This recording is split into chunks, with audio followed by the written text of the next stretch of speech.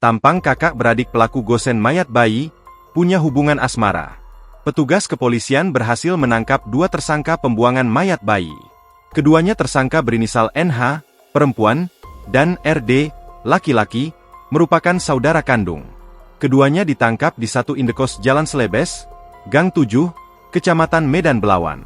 Kapolrestabes Medan, Kombes Pol Gideon Arif Setiawan, mengatakan saat pihaknya ini sedang menunggu proses scientific identification untuk memastikan penyebab kematian bayi tersebut. Karena kondisi bayi saat dipaketkan di ojol sudah meninggal dunia. Tetapi kita memastikan apa yang menyebab kematian itu, agar menjadi titik awal menguatkan konstruksinya, ujarnya. NH melahirkan bayi tersebut secara prematur pada 3 Mei lalu di sebuah lokasi bernama Barak Tambunan, seorang diri tanpa bantuan tenaga medis. Diketahui NH hamil pada Januari 2025. Pengakuan si perempuan, dia melahirkan di Barak Tambunan Sicanang Belawan dengan cara lahiran sendiri dan membersihkan sendiri.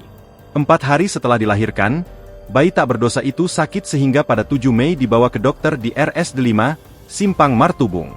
Keterangan dokter yang menanganinya, bayi kekurangan gizi karena lahir secara prematur.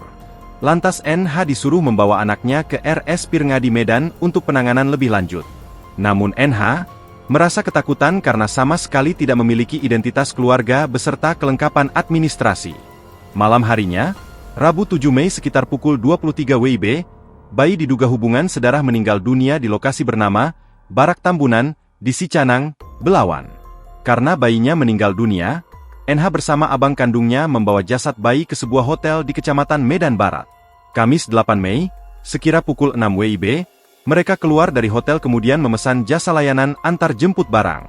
Disinilah jasad bayi diantar ke lokasi penemuan atau tujuan oleh pengemudi ojek online. Keduanya berperan sebagai pengantar dan penerima di aplikasi Gojek tersebut. Gideon belum bisa memastikan apakah kedua pelaku memiliki hubungan sedarah, karena harus melakukan uji DNA terlebih dahulu.